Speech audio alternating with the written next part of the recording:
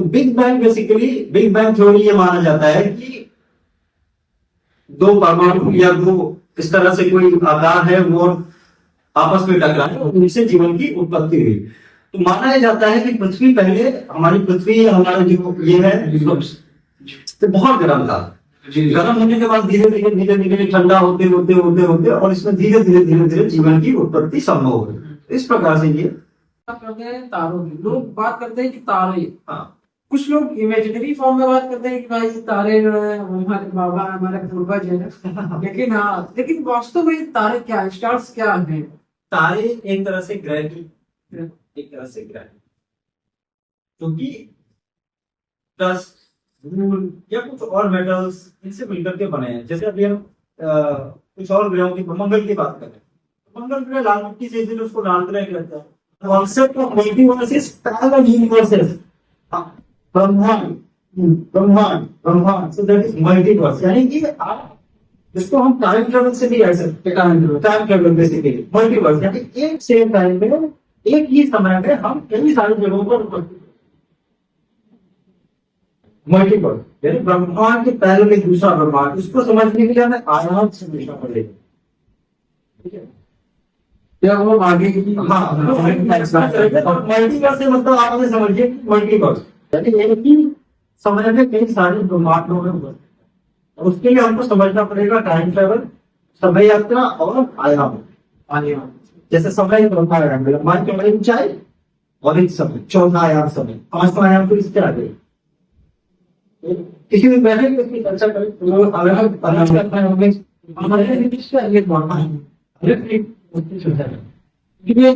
कई पॉडकास्ट आने वाले हैं। जय श्री राम दर्शकों, मैं हूं प्रताप वाजपेयी और आपका एक बार फिर से स्वागत करता हूं इन्फॉर्मल टॉक्स के एक नए पॉडकास्ट में। आज के पॉडकास्ट में हम ब्रह्मांड और ब्रह्मांड से जुड़े बेसिक इंफॉर्मेशन के बारे में चर्चा करेंगे। ब्रह्मांड की ऐसी बेसिक इंफॉर्मेशन जो हर एक व्यक्ति को पता ही होनी चाहिए, लेकिन कई बार ऐसा होता है कि लोग इस बारे में चर्चा नहीं करते हैं।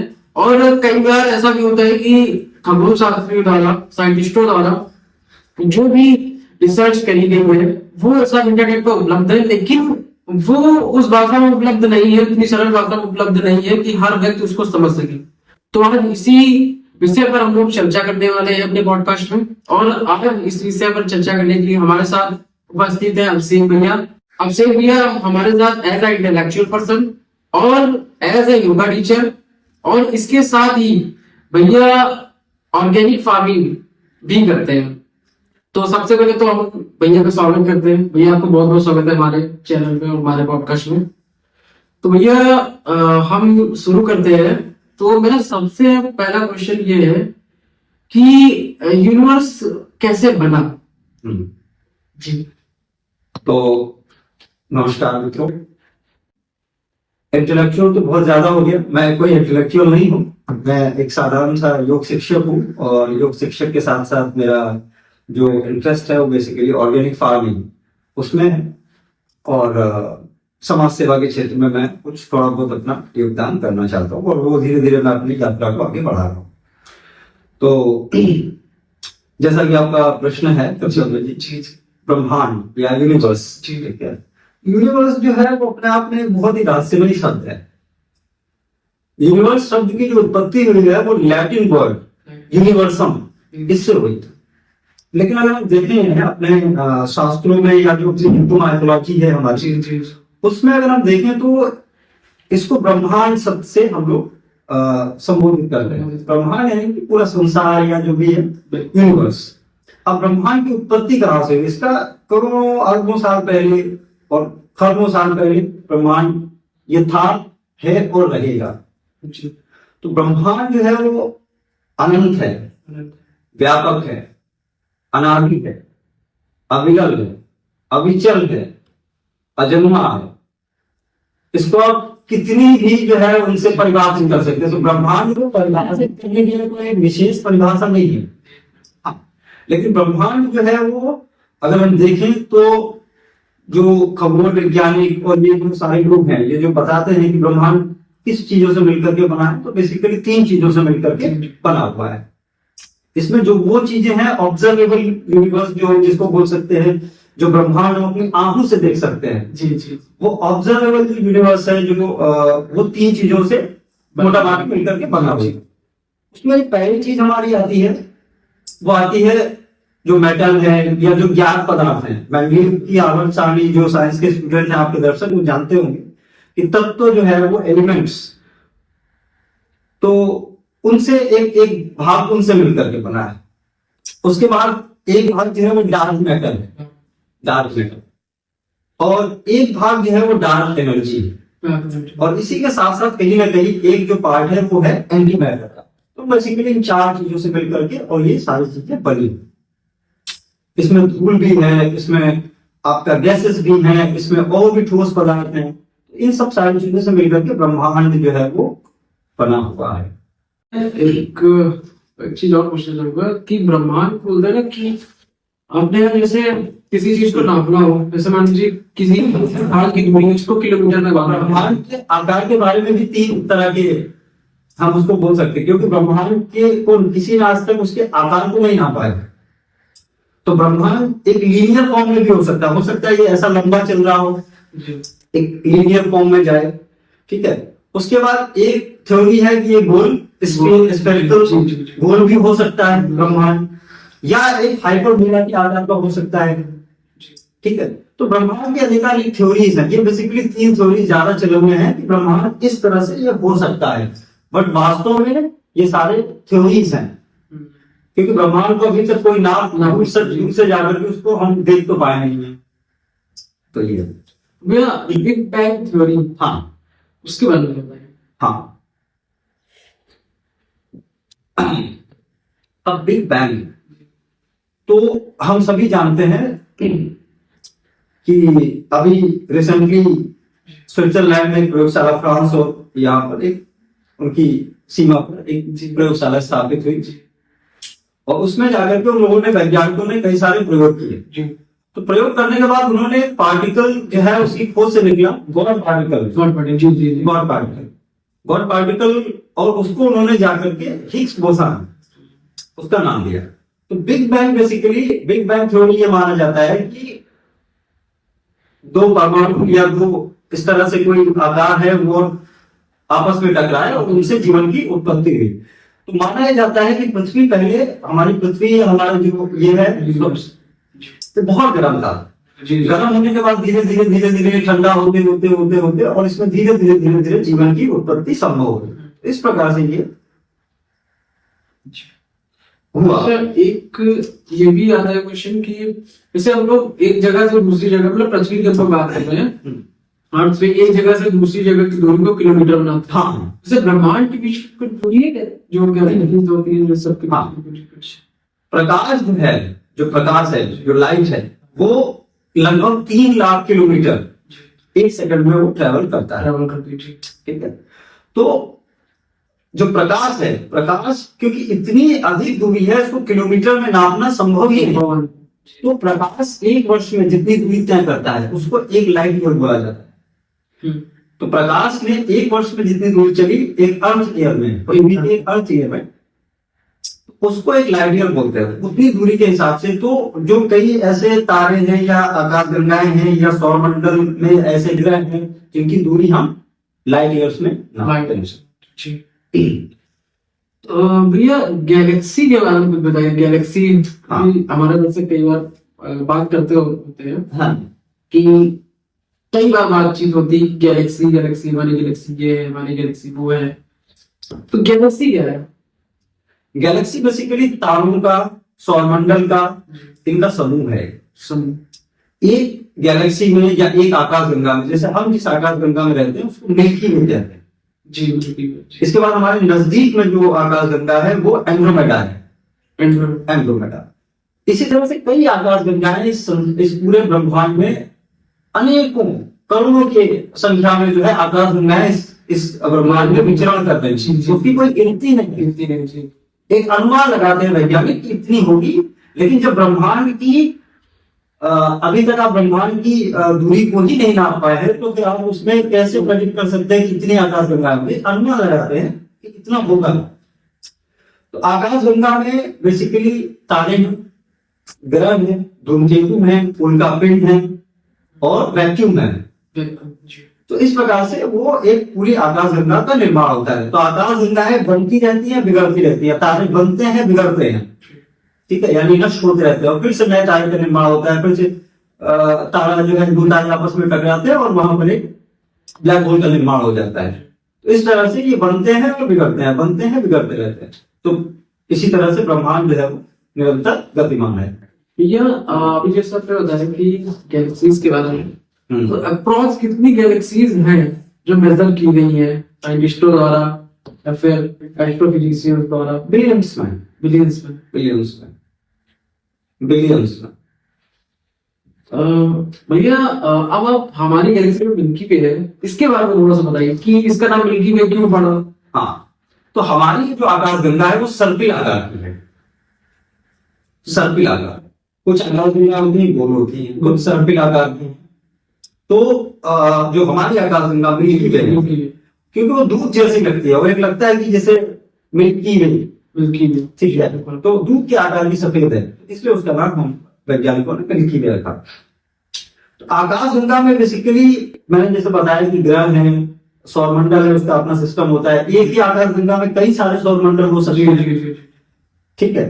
तो सौरमंडल है, फिर उसके बाद सूर्य, हर एक सौरमंडल का अपना एक सूर्य होता है। तो इस तरह से कई सारी ये आकाशगंगाएं जो है वो हैं। भैया एक गैलेक्सी में मैं पूछ रहा हूँ कि एक गैलेक्सी में लगभग कितने सोलर सिस्टम होते हैं फिर हो सकते हैं? किसका कुछ ऐसा कोई वो नहीं है, अनप्रेडिक्टेबल। Unpredictable, unpredictable.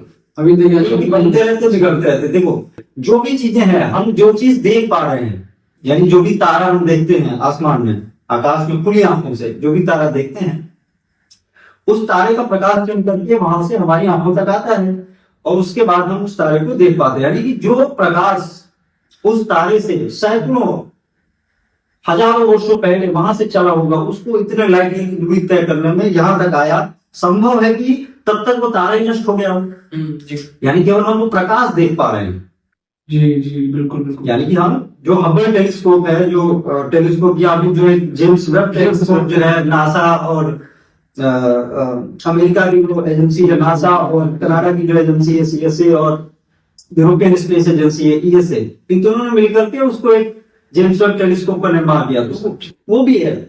तो यानी कि तारे बनते रहते हैं और मिटते रहते हैं, नष्ट होते रहते हैं। तो इसका कोई एक लिखित अनुमान नहीं है। जैसे भी आपने गैलेक्सीज के बारे में बताया कि इतने सारे सोलर सिस्टम होते हैं, गैलेक्सी में अनप्रेडिक्टेबल है, तो भैया सोलर सिस्टम क्या होता है? Solar system, solar system basically हम लोग कह सकते हैं कि सोलर सिस्टम यानी सौरमंडल। एज आई टोल्ड यू कि गैलेक्सीज में कई सारे जो है वो, एक गैलेक्सी में कई सारे सोलर सिस्टम हो सकते हैं। हमारा जो सोलर सिस्टम है, our solar system is basically the central part is sun, सूर्य उसके केंद्र में है, and then all the planets they are revolving around the sun।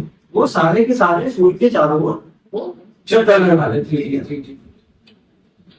जो सबसे निकट का तारा है, the closest planet is mercury, ठीक है। वो विश्व पृथ्वी, ठीक है, मंगल, बृहस्पति, इस तरह से, और ये हमारे 9 ग्रह हैं, ये माना जाता है। हमारा जो प्राचीन जो खगोल विज्ञान है, एक खगोल विज्ञान है आपका, एक एस्ट्रोनॉमी जो है वो आधुनिक, यानी कि जो अभी के वैज्ञानिकों ने, जो यूरोपियन वैज्ञानिकों ने, European scientist, they have discovered the modern astronomy. Astronomy तो भी है जो कि प्राचीन भारत में और जो आपके आर्यभट्ट, ठीक है, वो भी है। यानी हमारा जो पंचांग है, अगर आप पंचांग देखें, हमारा भारतीय पंचांग, उसमें कितने साल पहले ही आज की भविष्यवाणी कर रहा है, ठीक है। यानी कि आप अगर जाएं और 200 साल बाद का पंचांग और कुछ सीधा पंचांग और the dates and other things of 200 years later you can see, आप पंचांग में वो भी देख सकते हैं। यानी हमारी जो कैलकुलेशन थी that was so right, तो मॉडर्न एस्ट्रोनॉमी हो गई और हमारी एक वैदिक एस्ट्रोनॉमी जो कि हमारे लेगेसी है, सनातन की लेगेसी है, ठीक है। तो सोलर सिस्टम पे हम लोग बात करें। सोलर सिस्टम बेसिकली क्या है, हर गैलेक्सी में सोलर सिस्टम है और सोलर सिस्टम में हर एक सोलर सिस्टम के अलग अलग अपने ग्रह होते हैं। अभी हमारा जो हम जिस सौरमंडल में रह रहे हैं उसके केंद्र में सूर्य है, बुध, शुक्र, पृथ्वी, मंगल, बृहस्पति और इस तरह से अलग। और सूर्य के चारों ओर जो है वो ये सारे ग्रह चक्कर लगा देते हैं। पृथ्वी भी इसी तरह है, वो एक तो अपनी गति अपनी जो है वो उसकी घूमती रहती है रिवॉल्विंग, और एक वो सूर्य के अराउंड चारों तरफ को घूमती है। और उसी की वजह से दिन रात होते हैं, ज्वार भाटा आते हैं, और उसी वजह से ऋतु परिवर्तन होता है। क्लाइमेट चेंज हम बोल रहे हैं, climate change that all happens because of the rotational, ठीक है, रिवॉल्विंग। तो भैया आपकी बताइए, क्या टेलीस्कोप से बियॉन्ड सोलर सिस्टम या फिर बियॉन्ड गैलेक्सी देख सकते? बिल्कुल देख सकते।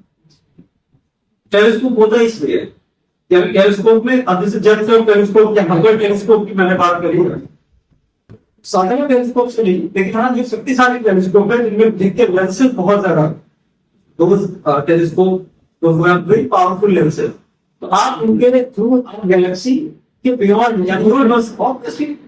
अभी जो जेम्स वेब टेलीस्कोप जो उसने नासा को पिक्चर्स भेजी है वो कई करोड़ों लाइट ईयर्स दूर वो स्ट्रक्चर पाए गए हैं।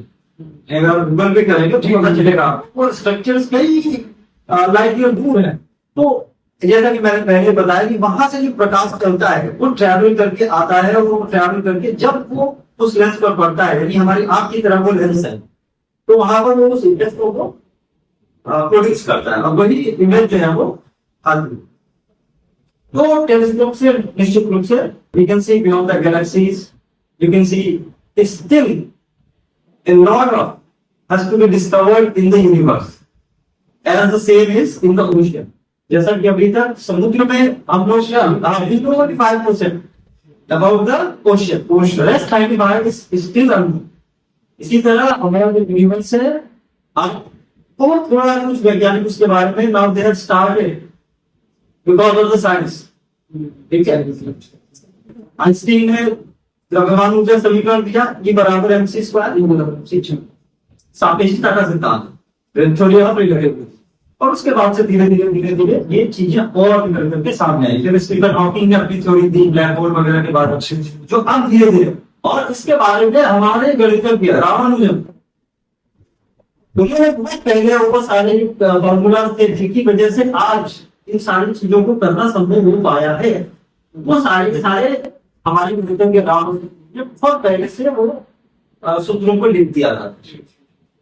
और उसके भी पहले अगर आप जाएं तो हमारे जो और इससे पहले ऋषि मुनि जो होते थे, ऋषिज एंड मुनीज, अगर आप ऋषि बोले तो रिसर्चर्स, मुनि मींस मनन करने वाला, तो those were the scientist of that time.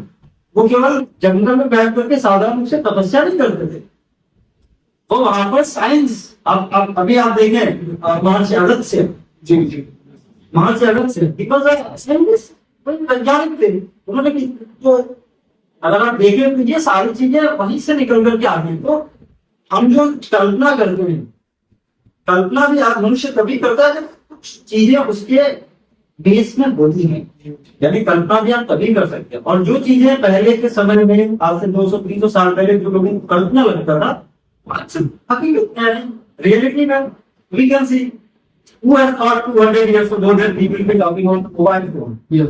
ठीक है, nobody, it's possible before 200 years ago, 300 years ago, who has thought कि हम लोग इस तरह से जो है हवाई जहाज में आसमान में उड़ेंगे, nobody, but now it's possible। तो बहुत सारी electricity now it is possible। तो ये सारी चीजें हैं जो कि कल्पना पर आधारित है, और ब्रह्मांड कल्पना पर ही आधारित है। It is completely based on the imagination।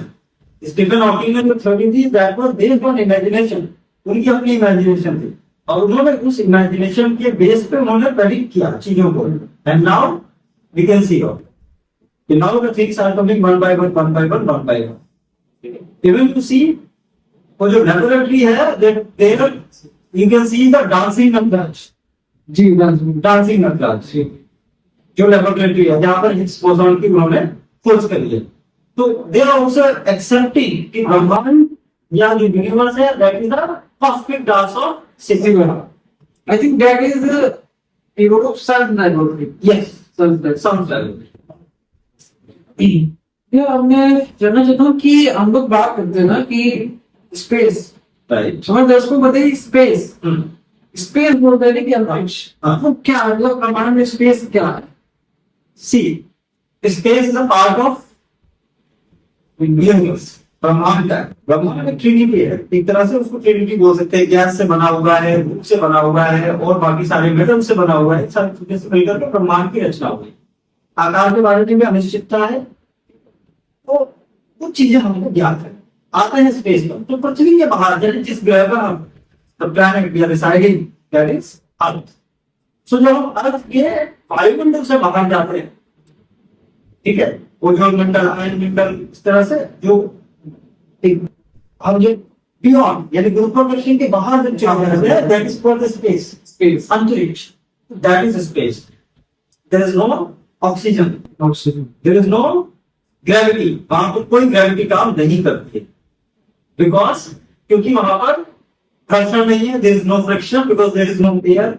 वहां पर वायु भी नहीं है, इस तरह इसलिए वहां पर कोई भी घर्षण नहीं है।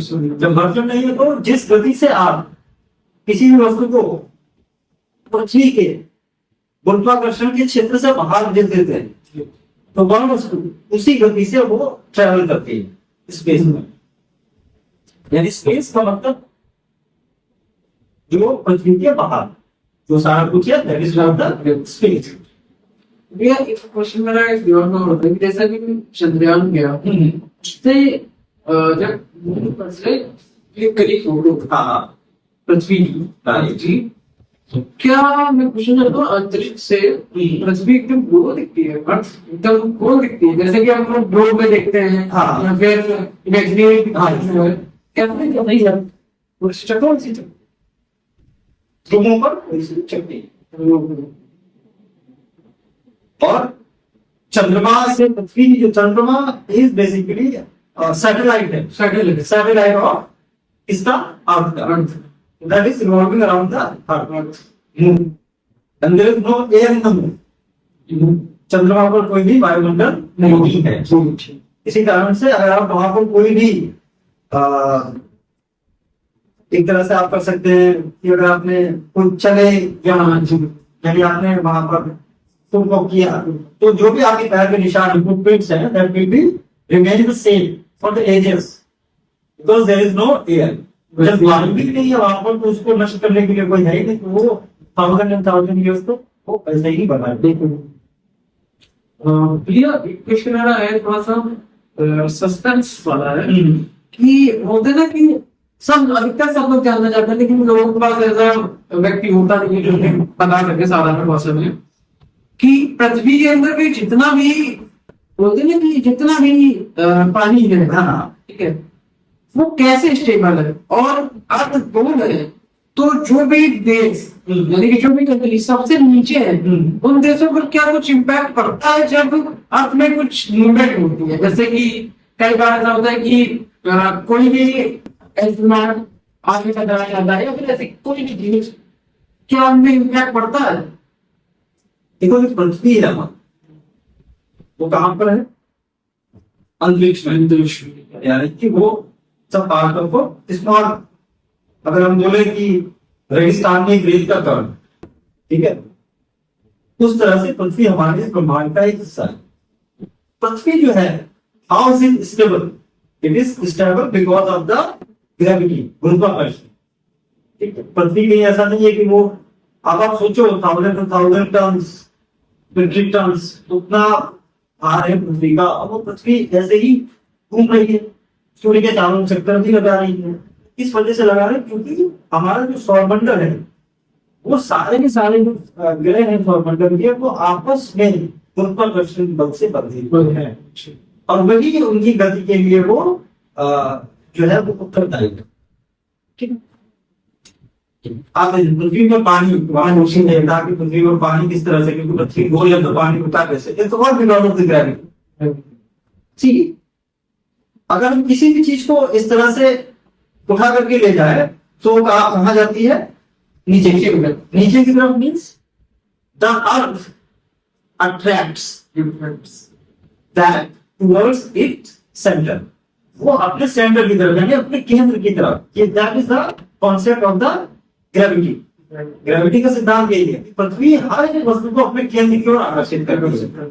एंड दैट्स हाउ, जो आपका जवाब है, जो आपका प्रश्न था कि पानी कैसे रुका हुआ है सरफेस पर, that is all because of the gravity. ये जो हमारे जो जितने भी भूभाग है, समुद्र है, पहाड़ है, कुछ है बिकॉज ऑफ द ग्रेविटी। क्योंकि पृथ्वी हर एक चीज को अपने केंद्र की तरफ वो खींच रही है और उसी खींचने की वजह से ये पूरी पृथ्वी जो है वो।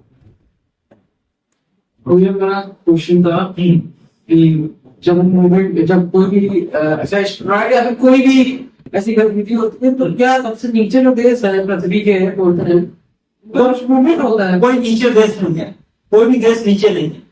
लोग मैं ऐसा दिखता हूँ ये तो देख रहे हैं ना, अमेरिका वाले तो देख रहे तो वो कह रहे हम नीचे, राइट?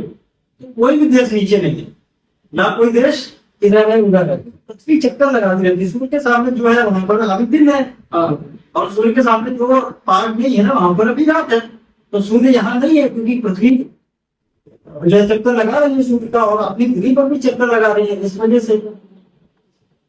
अच्छा, एक मेरे ध्यान में एक क्वेश्चन हो रहा है कि जब पृथ्वी लगातार रोटेट हो रही है तो उसके अंदर यानी कि पूरी दुनिया में मतलब उसका एहसास क्यों नहीं होता है?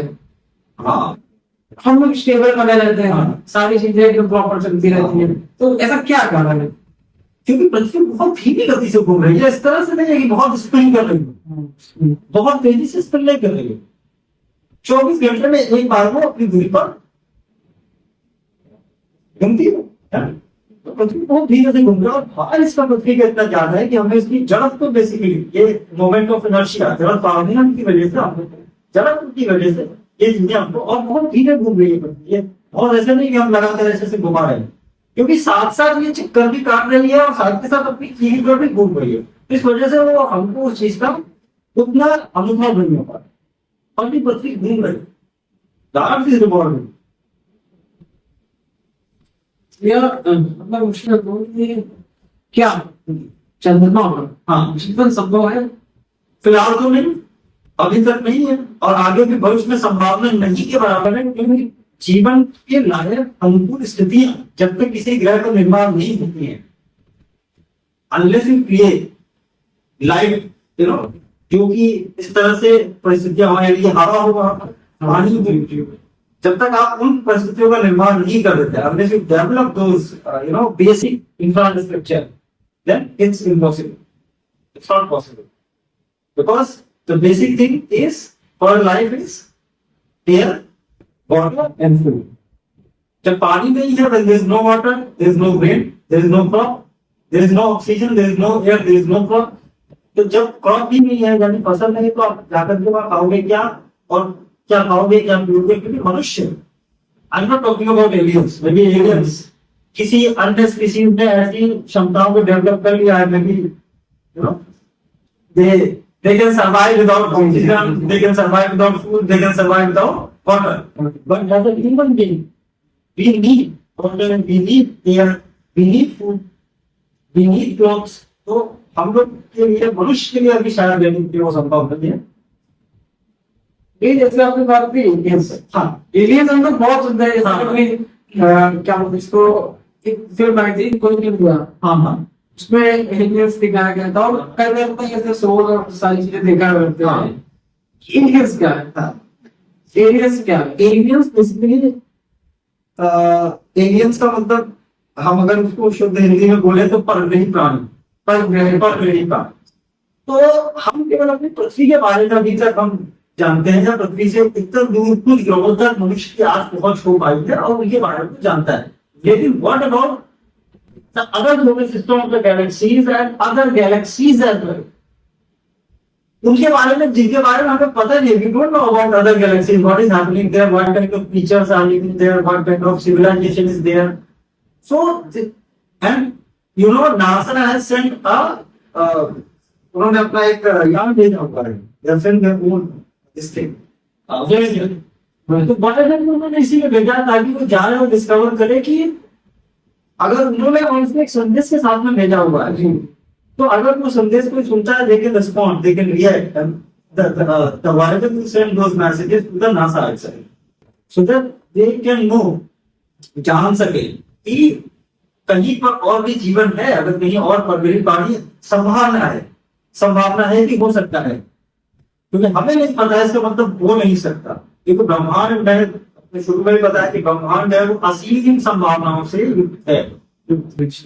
ब्रह्मांड का कोई आकार नहीं है, कोई फैलाव नहीं है, और ब्रह्मांड के बारे में जानते हैं, इसलिए हम ये कुछ नहीं कह सकते कि वहां पर जीवन नहीं है। एलियंस संभव है, हो सकते हैं।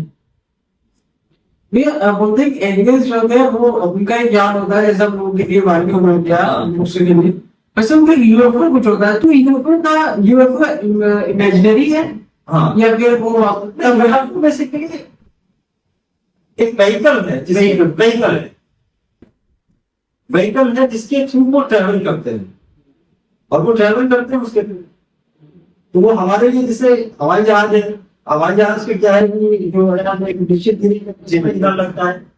हमारा ईंधन अभी तक वैज्ञानिकों ने उस तरह का ईंधन डेवलप नहीं किया है जो कि उनको एक ग्रह से दूसरे ग्रह तक ले जाने में सक्षम है। पहले हम किस पर निर्भर थे? आग पर, यानी भाप पर निर्भर थे। पहले भाप का इंजन बना, उसके बाद में धीरे धीरे करके इलेक्ट्रिसिटी आई, फिर इसी तरह पेट्रोल आया, डीजल आया, फिर तरल ऑक्सीजन आई, फिर हाइड्रोजन आई। अभी हम सुपर फ्यूल के बारे में डिस्कस कर रहे हैं 21st सेंचुरी में। तो जब सुपर फ्यूल एक बार आ गया, यानी अगर हम देखें तो जो हमारा यूरेनियम वगैरह है, ठीक है, तो इस तरह से भी कोई सब्सटेंस को हम उसको वहां से एनर्जी को एक्सट्रैक्ट कर सकते हैं, और उस एनर्जी को यानी बहुत ही स्मॉल अमाउंट में हम उसको लेंगे और वो बहुत सारी एनर्जी प्रोड्यूस करेगा। अभी small amount of that substance and then it will produce a mass like energy, तो हम उसको भी प्रयोग कर सकते हैं। तो ये सारी चीजें खोज का विषय है, और वैज्ञानिक इसके बारे में बहुत डिस्कवरी भैया टेस्ला का फाउंडर एलन मस्क, वो कहते हैं कि हम देखते हैं एक दिन चंद्रमा पर जीवन बसाएंगे, क्या ऐसा संभव है? जीवन काल की परिस्थिति वहां पर अगर इस तरह से ऑक्सीजन या फसलों का निर्माण, फसल उत्पादन करने के लिए इस तरह से अगर हम उसको, जैसा कि वो प्लानिंग कर रहे हैं कि वहां पर एक शीशे का घर बनाएंगे और उसके बाद वहां पर ग्रीन हाउस इफेक्ट जनरेट करेंगे, तो संभव है। लेकिन अभी वर्तमान में चुनौतियां बहुत बड़ी हैं। चुनौतियां ये है सबसे पहले कि हम वहां तक, यानी how we are going to travel from earth to Mars, हम कैसे वहां तक ट्रैवल करेंगे फ्रॉम अ सिंगल विजिट में हम कैसे ट्रैवल करेंगे, एंड वहां पर ईंधन है नहीं, तो we have to carry the fuel also for return flight, right? तो the person who is going from Earth to Mars, he will stay there for lifelong. So we need a volunteer. ठीक है? We need a volunteer who will go and stay in the Mars for the rest of his life. So it is very difficult unless we discover a superfuel.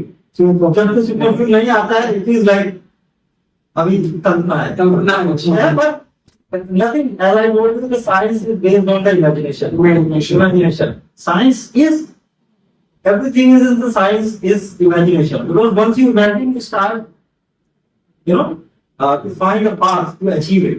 आप imagination करते हो, फिर आप उसके लिए research करने में लगते हो, खोज करने में लगते हो, और फिर उसके बाद धीरे धीरे कुछ चीजें निकल करके सामने आती, राइट? ये जैसे हमने अभी बात करी थी जेम्स वेब टेलीस्कोप, क्या आपने बताया था? जेम्स वेब टेलीस्कोप के बारे में बताइए, क्या है ये? देखो, जेम्स वेब टेलीस्कोप मैंने बताया कि आपको नासा, अमेरिका की जो स्पेस एजेंसी है नासा, कनाडा की स्पेस एजेंसी है, और यूरोपियन स्पेस एजेंसी, इन्होंने मिलकर जेम्स वेब टेलीस्कोप को बनाया। अब टेलीस्कोप बहुत शक्तिशाली, से पहले हबल टेलीस्कोप था। हबल टेलीस्कोप को इन्होंने पेश किया था, जैसे आईएसएस इंटरनेशनल स्पेस स्टेशन है, इसी तरह से वहां पर हबल भी है, यानी वो भी वहां पर दूरबीन है, एक तरह से टेलीस्कोप भी है। तो वैज्ञानिकों को जरूरत है कि इससे भी शक्तिशाली कोई टेलीस्कोप बनाया गया जो कि और भी दूरी के ब्रह्मांड के और भी अनसुलझे रहस्यों को उद्घाटित कर सके। तो फिर उन्होंने एक शक्तिशाली टेलीस्कोप का निर्माण किया जिसको उन्होंने जेम्स वेब टेलीस्कोप नाम दिया। और जेम्स वेब टेलीस्कोप में उन्होंने इमेज से बाहर उन्होंने स्थापित किया और अब जेम्स वेब टेलीस्कोप ने वो पिक्चर्स भी भेजना शुरू कर दिया। And you see that those amazing pictures, like colorful, bright pictures, nebulas, and clusters, and black holes, galaxies, ठीक है, collision of stars, formation of the stars, सारी चीजें उसने रिकॉर्ड करके और भेजना शुरू किया पिक्चर्स को। Now we are able to find, now we are able to understand the universe in much better way. अच्छी तरह से हमको समझने में मदद मिली है because of that James Webb telescope. ये जेम्स वेब ने जो फोटोज क्लिक करके भेजी है उसमें जो आकृतियां दिख रही हैं वो क्या उसको उनको गैलेक्सी बोल सकते हैं, सोलर सिस्टम बोल सकते हैं, क्या बोल सकते हैं उनको? वो क्या है? See only the astrophysicist they can only identify whether that is galaxy, whether that is a formation of the stars. I cannot predict, but as an astrophysicist they can examine, they can visualize and वो बता सकते हैं कि ये Galaxy है या ये star है या यहाँ पर ये दो एक स्टार जो है एक तारा जो है वो जन्म ले रहा है या एक तारा टूट करके वो मर रहा है। इस तरह से वो से हम लोग कभी कभी बात करते हैं तारों की, लोग बात करते हैं कि तारे, हाँ कुछ लोग इमेजिनरी फॉर्म में बात करते हैं कि भाई तारे लेकिन हाँ, लेकिन वास्तव में तारे क्या है, स्टार्स क्या है? तारे एक तरह से ग्रह की एक तरह से ग्रह क्योंकि प्लस धूल या कुछ और मेटल्स इनसे मिलकर के बने हैं। जैसे अभी हम कुछ और ग्रहों की मंगल की बात करें, मंगल ग्रह लाल मिट्टी से इसलिए उसको लाल ग्रह कहते हैं। कुछ और एक ग्रह है जो कि गैस से बने हुए हैं, पूरा उनमें गैस ही है, यानी कि साल के 12 महीने जो है उसमें एसिड की बरसात होती रहती है। तो बेसिकली ये डस्ट और इन चीजों से मिलकर के कुछ मेटल है, डस्ट है, गैसेस है, इससे मिलकर के ये है। और तारे अपने प्रकाश से नहीं चमकते हैं, तारे सूर्य के प्रकाश से चमकते हैं, तो अपना कोई प्रकाश नहीं। तभी रात में भी रात में तारे को दिखाई देते हैं, दिन में तारे अपने प्रकाश से नहीं चमकते हैं। ये रात में और दिन, देखिए रात दिन में भी है तारे, तारे ऐसा नहीं कि रात में नहीं है, रात में हमको दिखते हैं क्योंकि यहाँ अंधेरा हो, तारे दिन में भी है, ऐसा नहीं है। तो तारे तो है उसमें स्पेस में, तारे तो है, उनका प्रकाश हमको पूरा पाता है, लेकिन रात में इसमें वो दिखता है।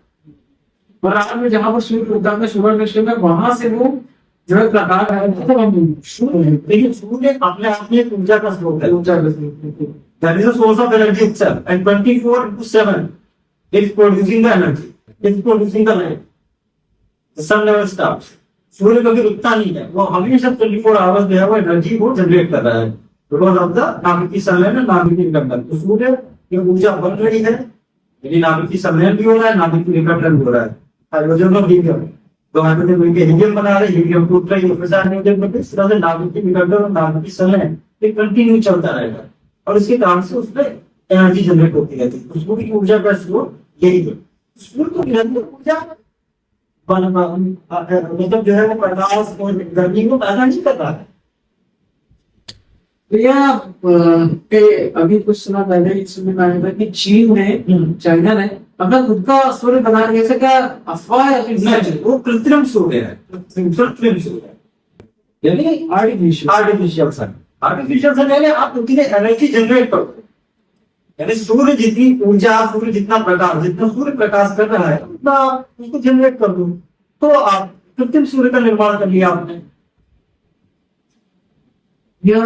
ब्लैक होल, जो आपने black hole, black hole basically दो तारों के, यानी कोई भी जब दो चीजें ब्रह्मांड में टकराती है, दो तारे टकराते हैं, ये ब्लैक होल का निर्माण होता है। ब्लैक होल बेसिकली इतनी ऐसी डेंस जगह होती है यानी जहां पर कोई भी चीज अगर उसके अंदर प्रवेश कर जाए, इवन लाइट भी अगर उसके अंदर प्रवेश कर जाए तो उस क्षेत्र से बाहर नहीं निकल सकते, यानी वो इतना डार्क, यानी इतना उसमें खींचता है। यानी आप एक बार अगर ब्लैक होल में प्रवेश कर लिए तो वहां से यानी वो एक क्षेत्र जहां पर प्रवेश करने के बाद से बाहर निकलना, इवन लाइट तक बाहर निकलना मुश्किल हो जाए, उसको हम ब्लैक होल बोलते हैं। या स्पेस में ब्लैक होल कहाँ है, अगर यूनिवर्स में ब्लैक होल ये हमारी स्पेस में है, ये हमारी मिल्की वे में एक सैजिटेरियस करके ब्लैक होल है। तो ब्लैक होल का मतलब है कि बहुत ही, जो कि प्रत्येक वो एक इंडिया का क्षेत्र है, आप उसको बोलते हैं, बहुत ही कंप्रेस करके उसकी ऊर्जा भरी हुई है, ठीक है, उच्च दबाव में, और वो हर एक चीज को, जो भी चीज उसके प्रभाव क्षेत्र में आ जाएगी वो चीज उसके अंदर समा जाएगी, फिर उसके भीतर में से लाइट हो। या हर गैलेक्सी में एक ब्लैक होल होता है, सही सारे हो सकते हैं, हाँ कई सारे हो सकते हैं, कई सारे ब्लैक होल हो सकते हैं। जहां पर भी दो तारे मतलब जहां पर भी ये होता है, टकराते हैं, दो दो ऊर्जाएं टक्कर, और वो इतनी, यानी उन्होंने इतनी तीव्रता से वो टकराई अपनी फासले की, वो कंप्रेस हो गया वहां पर एनर्जी, और वो उन्होंने एक ब्लैक होल बना दिया।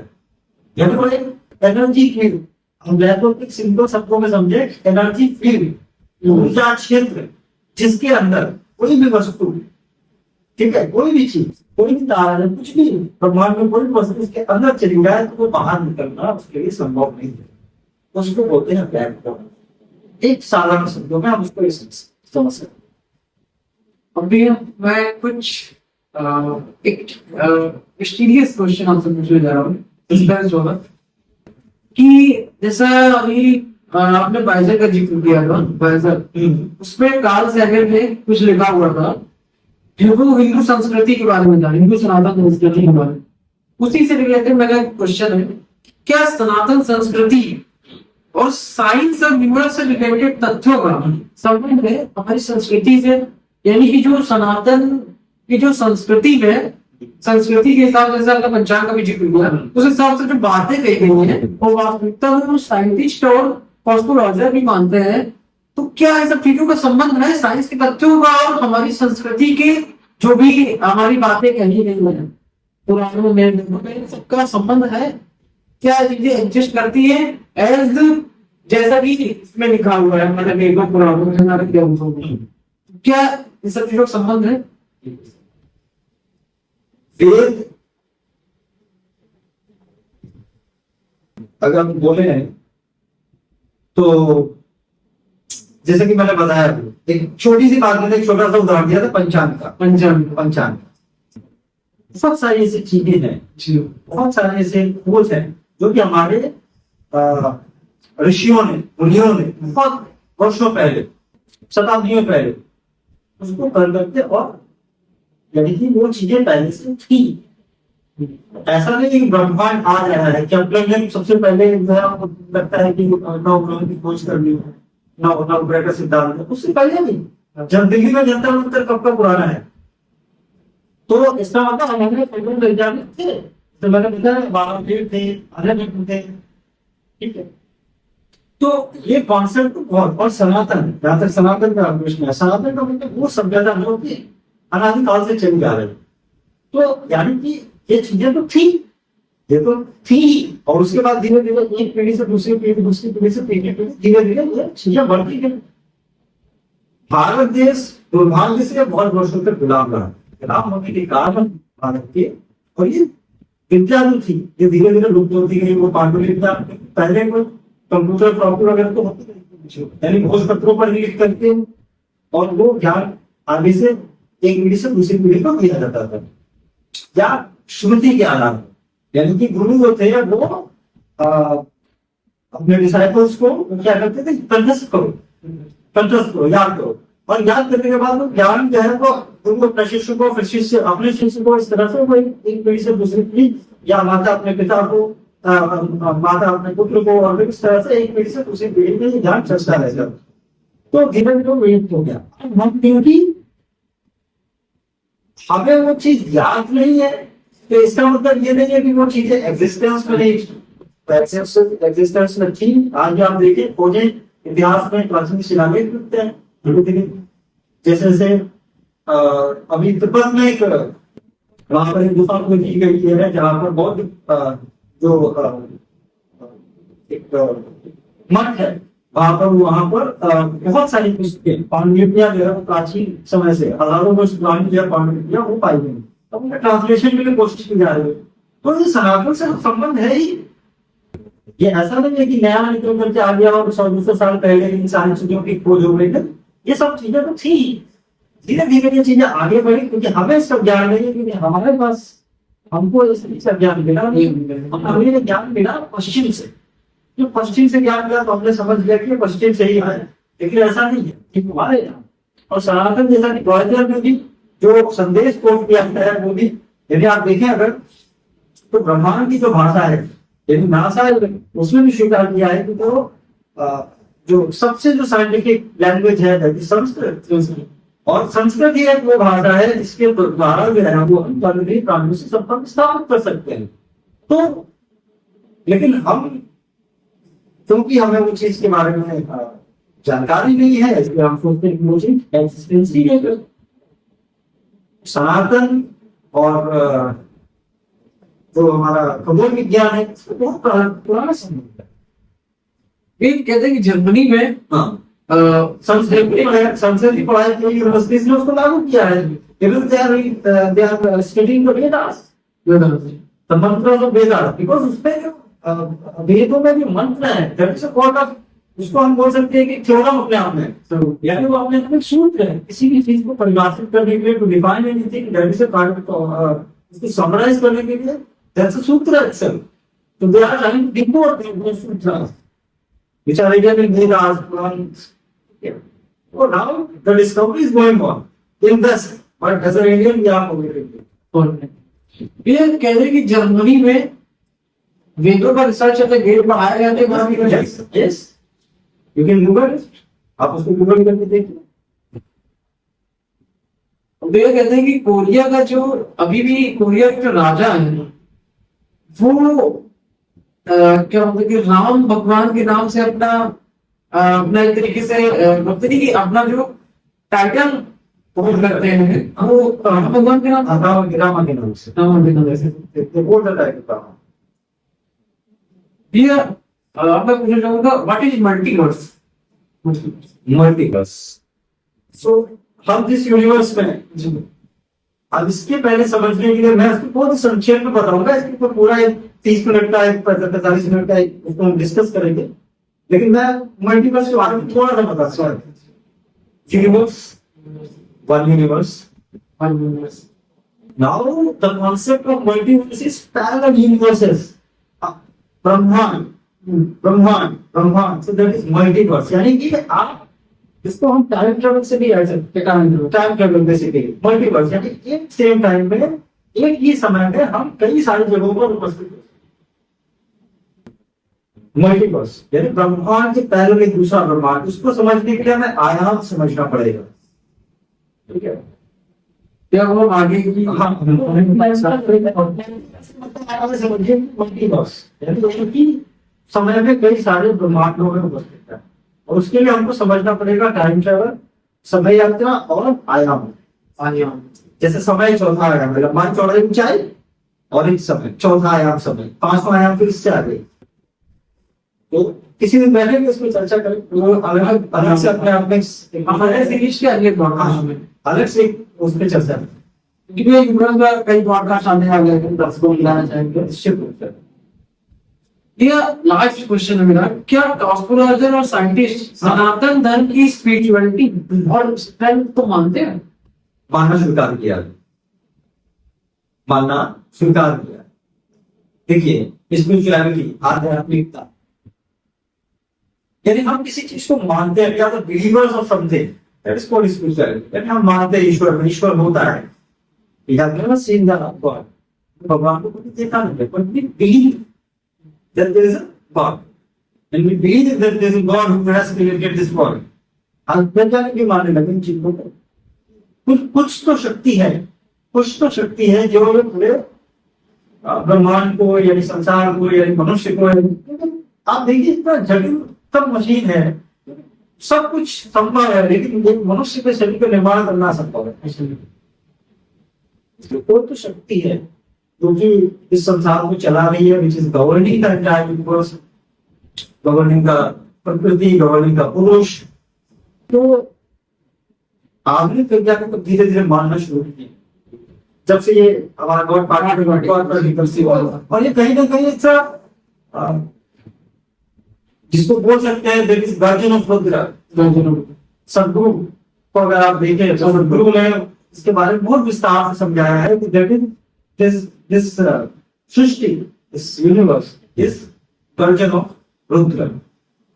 वो रुद्र का गर्जन है और 84 बार धरती, इस तरह से उन्होंने बताया कि 84 बार 83 बार हो चुका है, 84 बार वो चल रहा है।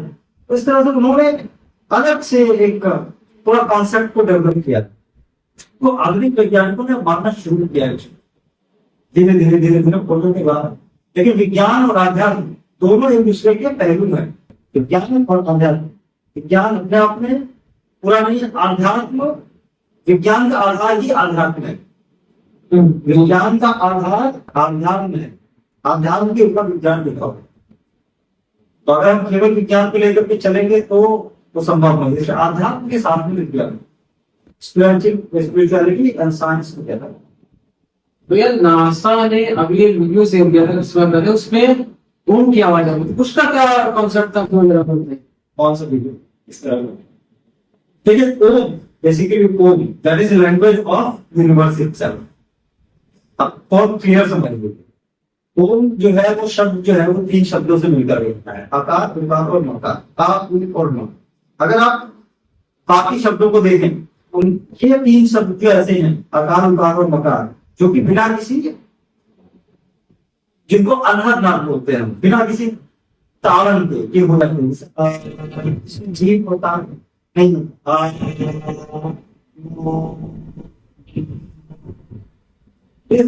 अनबीटेड, उनको कहा जाता है अनबीटेड वर्ड। आकार, विकार और मकार, इसके Om is a language of the universe. तो मेरा आज जो आपने बहुत अच्छी जो बेसिक जानकारी है, जो है इंफॉर्मेशन यूनिवर्स के बारे में, जो एक व्यक्ति को पता होनी चाहिए, इसके लिए धन्यवाद करते हैं। तो दर्शकों, जैसे कि आपने देखा कि हम लोगों ने कैसे एक विषय पर चर्चा की, भैया ने हमें बताया यूनिवर्स की जो एक तरीके से मूलभूत जानकारी जो सभी को होनी चाहिए, उसके बारे में आज हम लोगों ने चर्चा करी, भैया ने बताया। तो मैं आपको ये भी बताना चाहता हूँ कि यूनिवर्स से रिलेटेड हमारे एक सीरीज में कई सारे पॉडकास्ट आने वाले हैं, और उसके लिए जरूरी है कि आप हमारे चैनल को सब्सक्राइब करें। अगर आपको ये पॉडकास्ट अच्छा लगे तो एक बार आप इस वीडियो को लाइक जरूर कीजिएगा और हमारे चैनल को सब्सक्राइब कीजिएगा, ताकि हमारे नए लेटेस्ट अपडेट है वो आप तक पहुंचते रहे। और भैया एक बार आपको फिर से बहुत बहुत धन्यवाद समय देने के लिए। Was my completely this thing that I was. Thank you very much. जय श्री राम।